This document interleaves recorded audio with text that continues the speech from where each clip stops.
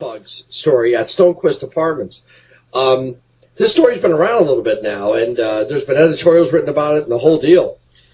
But this morning, in the Gazette is reporting this morning that the executive director, Lee Coleman wrote the story too, who's a pretty good reporter and did a good job with this. The executive director at Stonequist is a guy by the name of Ed Spychalsk. And the Gazette is reporting today, it's the old story. Somebody gets a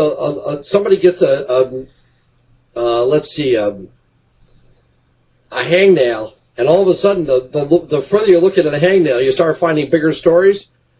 Well, that's what's happened here now, because this morning the Gazette is reporting that Ed Spychalsk, who is the executive director of the Saratoga public housing deal up here, took the job back in 2006. He walked in at a salary of $79,000. Today, less than 6 years later, Spychalski's making $152K. How in the world did this guy's salary go from 79 to 152 in 5 years? Huh? What in the world is that with federal money? I mean, that's federal money. This isn't some privately run organization. If it was, I wouldn't care. Federal money. Is a guy almost 100% increase in pay? What are we talking about here? $152,000 to run the Saratoga public housing district up here? 500 units. There's 500 units. Jefferson Terrace, Stonequest, and Allen Avenue. You're kidding me, right? I mean, you bring the guy in at 79. If 5 years later he's up to 100, I'm asking a question. 152? So, come on, there's got to be some answers here. And don't give me that crap. You can't find these people. Yes, don't even go there. The public sector is filled, or I shouldn't say filled. Let me back up. There's a lot of people in the public sector who run that jive all the time. Well, we can't hire people. Yes, you can. There's a lot. The guy's worth the money. I got news for you. No, he's not. No, he's not. At all. Who is the... I got to share with you the name of the person. Up here. Somebody up here who thinks that the... This guy is worth the money. His name, let's see. Make sure I got it. Wow, this is really something. One of the members of the board up here.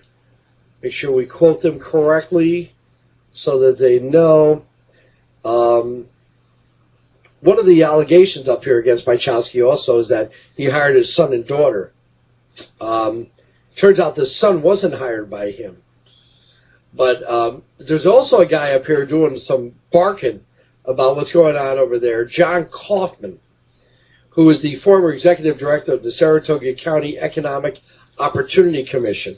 And Kaufman it was the one that pointed out, as Lee Coleman reports today, to what he referred to as generous increases in Spychalski's salary since 2006.